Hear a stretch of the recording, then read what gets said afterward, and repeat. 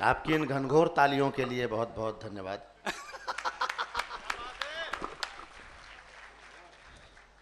पुरुष वर्ग किस पीड़ा में है मैं नहीं समझ पा रहा हूं।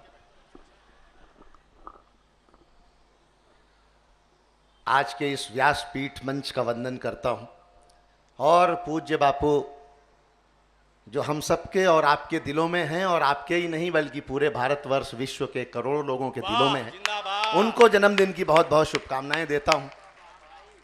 और चार पंक्तियां कहता हूं, बार बार कहना ना पड़े कि तालियां बजाएं। मयंक जी आप मंच पे होने चाहिए, आपको देख के भी लोग ताली बजाते हैं क्योंकि आप प्रेरक हैं, आप प्रेरणा देते रहते हैं कि कुछ करते रहें। बहुत मेहनत करने वाले लोग यहाँ मितेश सिंह बैठे हैं, तमाम मित्र ऐसे हैं। मैं बापू के लिए चार पंक्तियां कहता हूं। राज साहब जैसे बड़े शायर के बीच कि रेत सी आंखों में आपके साथ बैठकर कैसा लगा आज हम सबको। जिंदाबाद। कि रेत सी आंखों में सागर से ख्वाब सजाकर बैठे हैं, सागर भी आ गया। कि रेत सी आंखों में सागर से ख्वाब सजाकर बैठे हैं, नागफनी के बीच गुलाबों को महकाकर बैठे हैं। आपके साये में बैठे तो दिल ने यह महसूस किया जैसे हम संगम के तट पर कुंभ नहाकर क्या कहने। जिंदाबाद। तो हम सब बहुत पवित्र वातावरण में बैठे हैं। पीछे बहुत से लोग बहुत पिछड़े वर्ग की तरह बर्ताव कर रहे हैं कवियों के साथ, वो भी थोड़ा जागरूक रहें तो अच्छा रहेगा। मैं कुछ पंक्तियां बापू के जन्मदिन पर मैं कुछ सुनाता हूं और आप ताल से आनंद से सुने। कि जन्मदिन मुबारक हो, आपको बधाई हो। जन्मदिन मुबारक हो, आपको बधाई हो। चांद की सितारों की उम्र आप पा जाएं, वक्त के अंधेरों में आप जगमगा जाएं। वक्त के अंधेरों में आप जगमगा जाएं। ऐसे हंसे जैसे कि फूल यहाँ खिलते हैं, यश मिले कि जिसको कि देवता तरसते हैं। उम्र सुबह भी सुहानी हो, शाम भी सुनहरी हो। उम्र की ऊंचाई पर रूप की दोपहरी हो। आपको जो भाती हो चीज ना पराई हो, जन्मदिन मुबारक हो। सब लोग जन्मदिन मुबारक हो, आपको बधाई हो। जन्मदिन मुबारक हो आपको। और मैं तो ये अनुरोध करूंगा कि हर वर्ष आपका जन्मदिन एक काव्य उत्सव के रूप में ही मनाया जाए तो और अच्छा लगेगा। क्या बात है। ये शब्द की संपदा, शब्द का वरदान जो प्रभु का आपके पास है, उसका कुछ अंश कवियों के पास भी है। बहुत सारी बातें हंसाने के लिए मुझे कहा गया है, हिंदुस्तान बड़ा कमाल का देश है, अद्भुत देश है। 100 नंबर डायल करो, पुलिस आती है, 100 रुपए दो, चली जाती। तनाव लेने की जरूरत ही नहीं है। दीवारों पर लिखना मना है, ये बात भी दीवार पर ही लिख के बतानी पड़ती है। वाह वाह वाह वाह वाह। मैं मोबाइल पे बात कर रहा, दिनेश ने पूछा किससे बात कर रहे हो, मैंने कहा बीबी से। बोले इतनी देर हो गई बीबी से बात, आधे घंटे। मैंने कहा हाँ, मेरी थोड़ी है। ये नई उम्र की लड़कियां कॉलेज के जमाने में किताबों में फोटो रखती है सलमान खान का, विराट कोहली का, बाद में इनकी शादी किसी जेठालाल से हो जाती। तालियां आप मिलके बजाते रहो। देखो अभी भी लोग उदास बैठे हैं। वो बहन की विदाई हो रही तो छोटा वाला भाई दौड़ के बाप के पास गया, बोला पापा पापा दीदी रो रही, जीजा जी नहीं रो रहे। तो बाप ने समझाया, बेटा दीदी तो केवल गेट तक रोएगी, जीजा जी को तो जिंदगी भर रोना ही रोना है। जगह जगह संदेश बिखरे पड़े हैं, जगह जगह हंसी बिखरी पड़ी है। साहब भजन की बात कर रहे थे आप, मेरा भी बड़ा मुश्किल मामला है। घर में मैं पुराने गाने गाता हूँ, राज साहब तो पत्नी कहती है किसकी याद में मरे जा रहे हो। नए गाने शुरू करता हूँ तो कहती है बीबी जवानी चढ़ी हुई। ले दे के एक भजन बचे थे, वो अनूप जलोटा के कारण छूट गए। तालियां आप आनंद में बैठे। लोग अभी भी उदास बैठे हैं, मैं समझ नहीं पा रहा हूं। जो लोग अभी भी उदास बैठे हैं उनके लिए चार पंक्तियां कहता हूं कि पसीने की करो पूजा गरीबी भाग जाएगी, पसीने की करो पूजा गरीबी भाग जाएगी, जरा सा मुस्कुरा दो बदनसीबी भाग जाएगी। बात है, क्या बात है, क्या पसीने की करो पूजा, गरीबी भाग जाएगी, जरा सा मुस्कुरा दो, बदनसीबी भाग जाएगी, जो चेहरे पर हंसी होगी पड़ोसन गाल चूमेगी। और अगली लाइन बहुत खतरनाक वाली है, सावधानी से सुनना, कि जो चेहरे पर हंसी होगी पड़ोसन गाल चूमेगी, जो मुंह लटका के बैठोगे तो बीबी भाग जाएगी। वाह दुखी आदमी के साथ कोई रहना नहीं चाहता। वाह वाह वाह। मैं हंसाने का काम करता हूं, क्योंकि मुल्ला के ना पंडित के अरमान में रहता हूं, साहिब मैं गरीबों के ईमान में रहता हूं। पूछा जो मैंने रब से अपना पता बता दे, बोला कि मैं लोगों की मुस्कान में रहता हूं। हाय हाय हाय हाय, क्या कहने महाराज। हंसते हुए लोग बहुत कम मिलते हैं। बापू की कथा में जो मुस्कुराते हुए चेहरे मिल रहे हैं, आप पूरा बड़ोदरा घूम के आइए, इस समय इस शाम को इतने चेहरे हंसते हुए आपको मिल ही नहीं सकते। क्या बात है, क्या बात है। वाह वाह। इस विज्ञान की दुनिया में जब हर हाथ में मोबाइल है, हर आदमी व्हाट्सएप पे उलझा हुआ है, फेसबुक पे लगा हुआ है, अगर 2-3-4 घंटे उसे मोबाइल की दुनिया से दूर रख पा रहे हैं तो ये भी एक बड़ा पुण्य का काम है। आज के दौर में एक छोटे से बच्चे के हाथ से मोबाइल आप खींच नहीं सकते। ये तो स्थिति हो गई है। रावण को कोर्ट जाना पड़ा तो जज ने कहा गीता पर हाथ रख के कसम खाओ, जो कहोगे सच के सिवा कुछ नहीं कहोगे। रावण ने कान पकड़ लिए, बोला मिलॉर्ड, जिंदगी में एक बार सीता पर हाथ रखा था, पूरा खानदान खत्म हो गया, अब मैं किसी गीता वीता पे हाथ रखने वाला नहीं। संदेश जगह जगह हैं। क्या बात है। उत्तर प्रदेश का बताया, मैं तो उत्तर प्रदेश का रहने वाला हूं। हमारे एक मित्र हैं मिश्रा जी।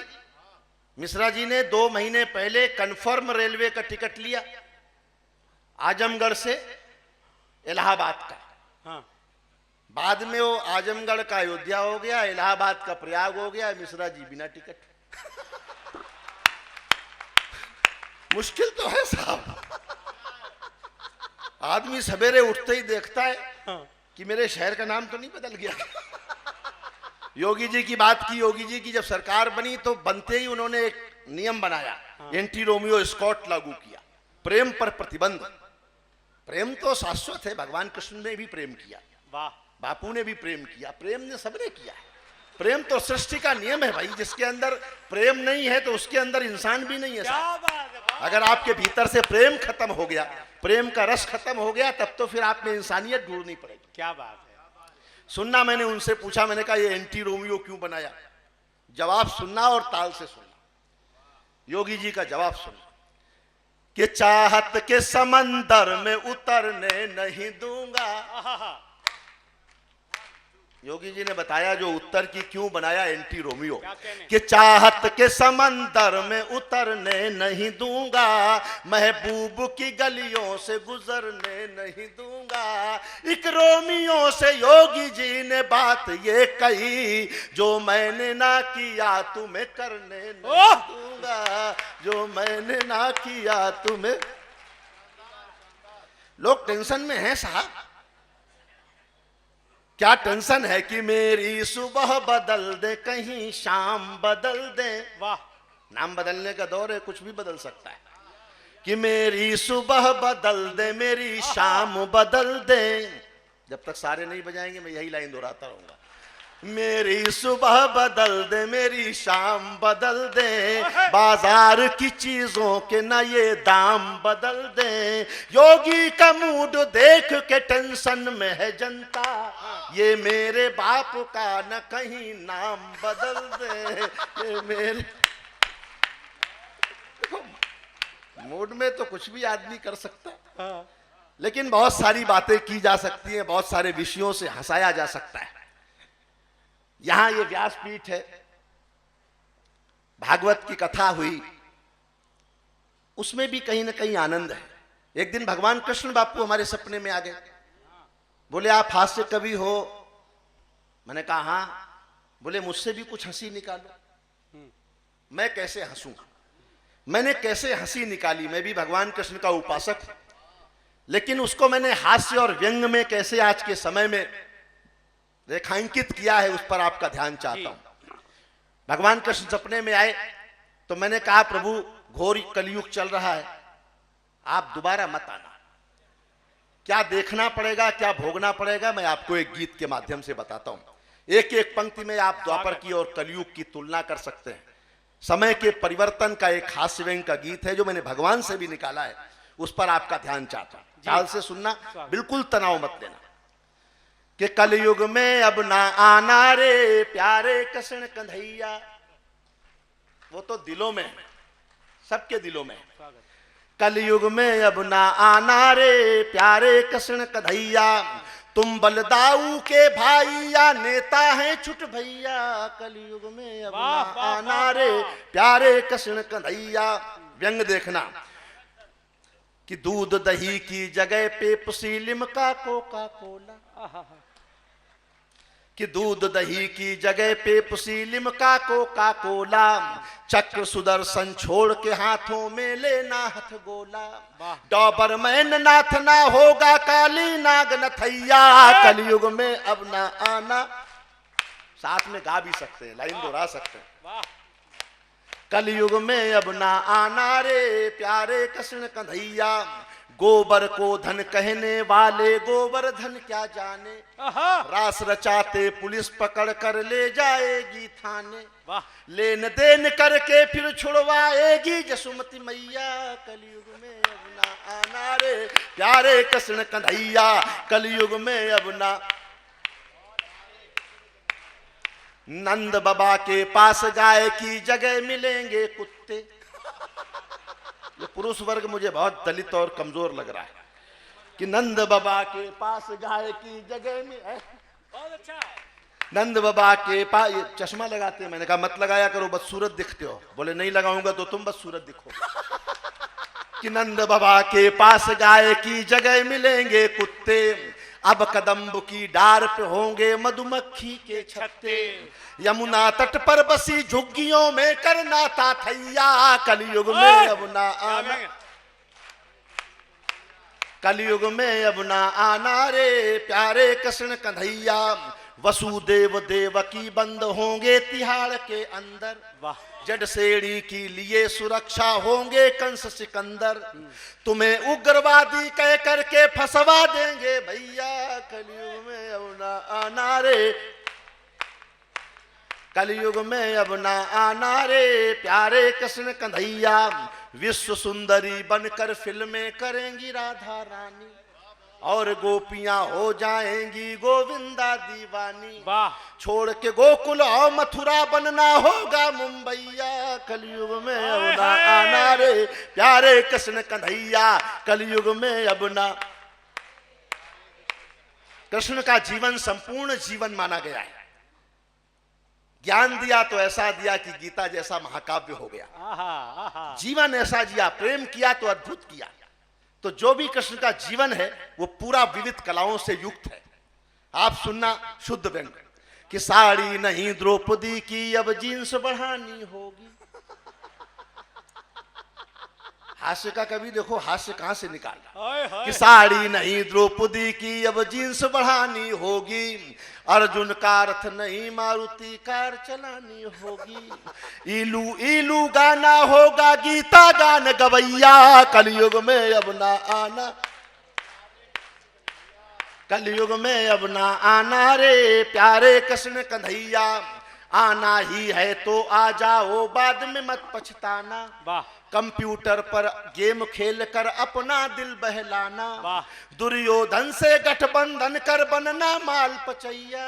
कलयुग में आना रे प्यारे कृष्ण कन्हैया, कलयुग में अब ना आना रे प्यारे कृष्ण कन्हैया, तुम बलदाऊ के भाई या नेता हैं छुट भैया। कलयुग में अब ना आना रे।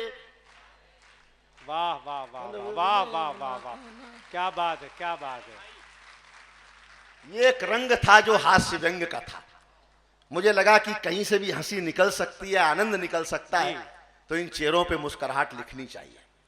अब मैं कुछ अलग रंग दिखाता हूँ, शायरी का रंग जो रहस्य साहब का रंग है। शायरी में थोड़ी वाह करनी होती है, वो मैं बताता चलूंगा, नहीं तो दिनेश भाई बताएं। हाँ जी जी जी, इसीलिए बैठा कि हमारे हाथ में जो फूल है पत्थर न हो जाए। है शेर अब आया है, जो लोग समझे वो बताएं मुझे कि हमारे हाथ में जो फूल है पत्थर न हो जाए, मोहल्ले की किसी बेवा का दामन तर न हो जाए।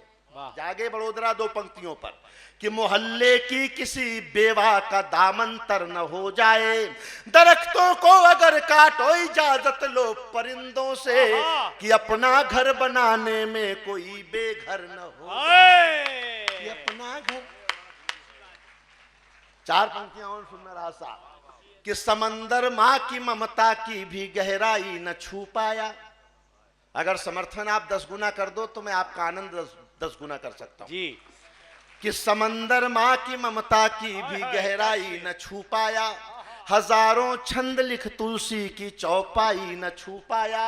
मुझे बचपन में पापा ने छुआई थी जो कांधों से, जहाजों से भी उड़कर मैं वो ऊंचाई न छू पाया, जहाजों से भी उड़कर मैं वो ऊंचाई न छू पाया, जहाजों से भी उड़कर मैं वो। चार पंक्तियां बिल्कुल ताजा सुनाता हूं कि जिसे ख्वाबों में पाना हो वो सो जाने से मिलता है।